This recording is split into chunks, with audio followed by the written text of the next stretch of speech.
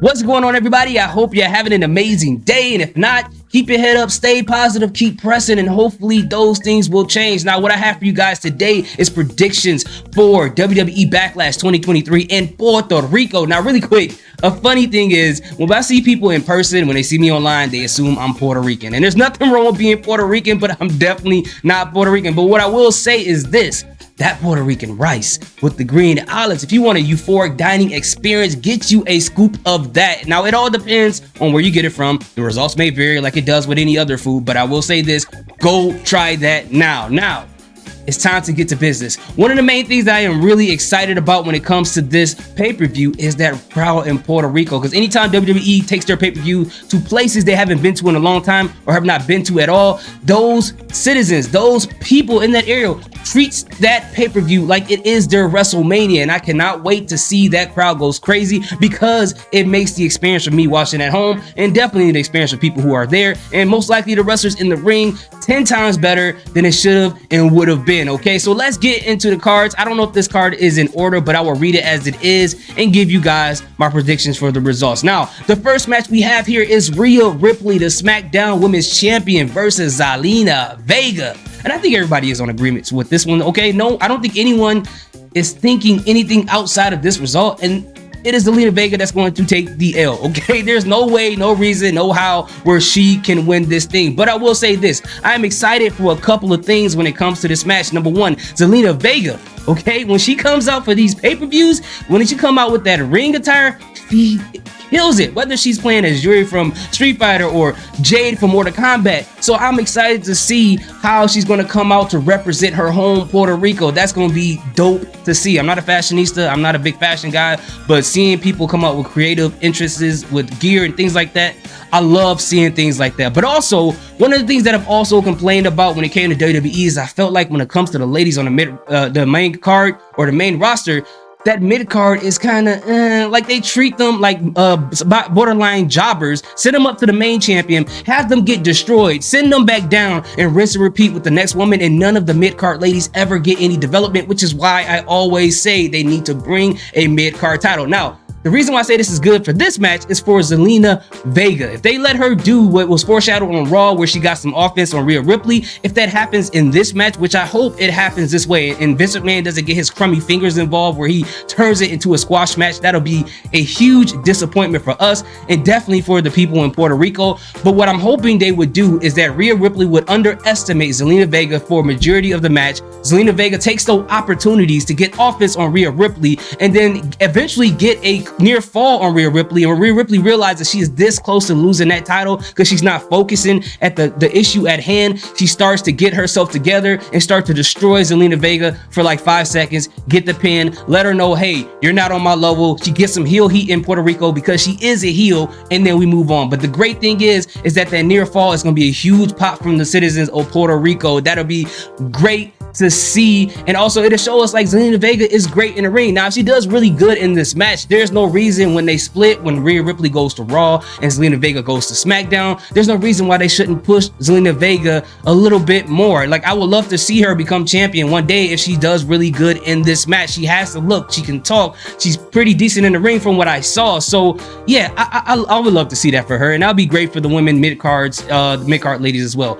All right, so the second match we have here is Seth freaking Rollins versus the Nigerian giant Omos. Okay, so I went back and forth with this, and the reason why is because Vince McMahon is back in effect, and I would assume that he doesn't want his big guy to win back-to-back on 2 pay-per-views. We just saw Omos suffer a loss to Brock Lesnar on WrestleMania, so I think Vince McMahon would be like, I don't want him to lose again. He's too big to lose again. And we just saw this guy win against a local competitor on Raw, so I was like, okay, well, maybe they're getting the ball rolling to get Omos a little bit more believable as a monster. But when I start to think about it, I was like, I don't think that's going to happen this weekend. I think Seth Rollins is actually going to win this match, and he's going to do exactly what he said in his promo. He's going to bounce that big head off the mat with a couple of curb stomps over and over and over and over again. But what I think is going to happen at the end of the match is that Omos is going to get ticked off. He's going to start attacking Seth Rollins. MVP is going to try to get involved because it's not that he cares about Seth Rollins, but because MVP is a businessman, he's like, this is not how I do business. Omos is going to attack MVP. Eventually, Omos is going to disappear again as he's been doing before, and maybe when he comes back, they can make him more of a monster. And MVP can go over to SmackDown,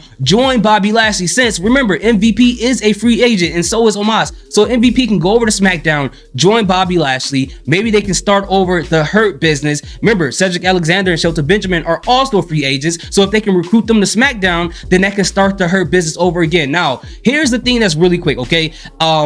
And this is neither here nor there. This is just a crazy prediction I will put out there. If they ever decide to split up the Street Profits, right, and Montez Ford has to go on his solo thing, it'll be great to see Angelo Dawkins join the Hurt business. I know most people will say, well, it'll be great for both of them, but I think it's time for Montez Ford to get that singles run. I know he has nothing to do with the pay-per-view, but I just wanted to put that out there. But let's get into the next match. All right, so our next match is between my guy Austin Theory, A-Town Down versus Bronson Reed versus Bobby Lashley. All right, so we can eliminate Bronson Reed out of this whole calculation. He has a negative 3,000% chance of winning this match. And the reason why I say this is it doesn't make sense for him to win that mid-card title, the US title I'm talking about, because that's what this match is for. Take that title over to Raw, which is where he's been drafted to, and have Raw have 2 mid-card titles. That makes no sense at all. Gunther's already there with the IC title, so Bronson Reed has literally no chance to win this match at all. So all we have left is Bobby Lashley and Austin Theory. Now, what I think is going to happen is because Bronson Reed and Bobby Lashley has some bad blood between each other,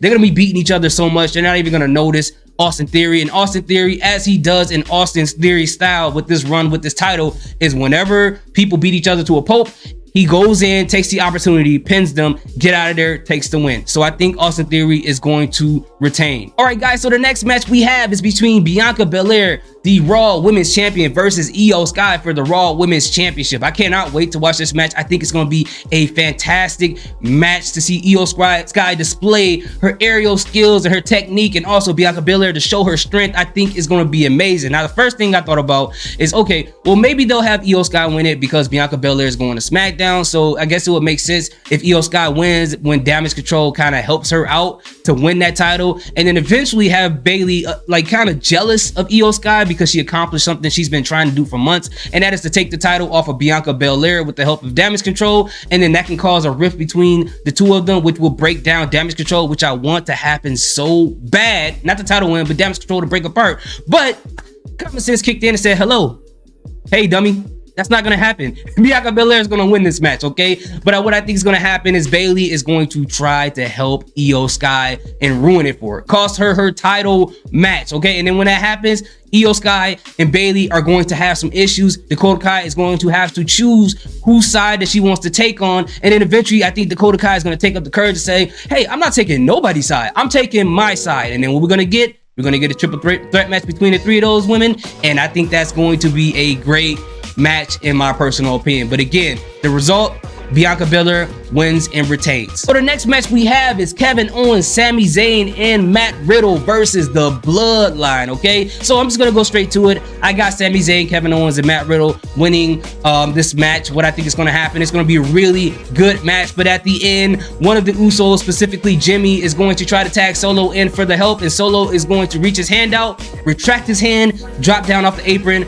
and walk away. I think he's gonna do that because remember, last week they were asking like, why weren't you on our side, Solo? What are you doing? I think Solo's going to do something again to make them question that, and this is going to show the Usos more and more that the Tribal Chief doesn't care a lot about you guys, and they putting more of their stock in the Solo Sikoa. So that's going to cause more of a rift in the Bloodline, and I think that's what exactly is going to happen. Now, for me, if Randy Orton was healthy, okay, and this is another fantasy booking thing, but again, at the end of the day, I got Matt Riddle, Kevin Owens, and Sami Zayn winning, but for me, if I wanted to see some type of fantasy booking happen here, and this is not going to happen in Puerto Rico because they don't want to take the shine away from the main event here, it will be so cool is if Sami Zayn and KO loses the match due to Matt Riddle, and then they try to attack Matt Riddle, and then Randy Orton comes out, and they stand next to each other, and they become this heel. Just really quick, when I say they lose because of Matt Riddle, I mean Matt Riddle does something to turn on Sami Zayn and Kevin Owens and cost them the win, okay? That's what I mean by it. Let's continue. Randy Orton comes out,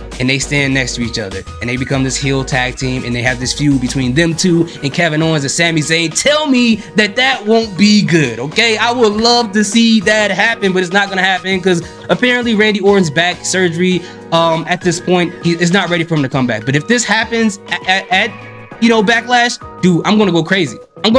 But anyways, let's go to the next match. All right, so the next match is this one.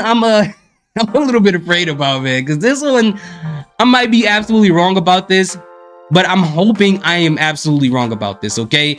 And it's the match between Brock Lesnar and the Super Saiyan Pastor, Cody Rhodes. You guys see what he's going to come out to Puerto Rico, Cody Rhodes I'm talking about? It's going to be amazing, but I feel like they're going to have Brock Lesnar destroy Cody Rhodes. Like, I feel like Cody Rhodes is going to get some offense in, but then I feel like they're going to have him getting destroyed because I feel like that Brock Lesnar broke Cody Rhodes. If you remember when Cody Rhodes first came to WWE, even in his feud with Roman Reigns, he was always composed. He had a suit on.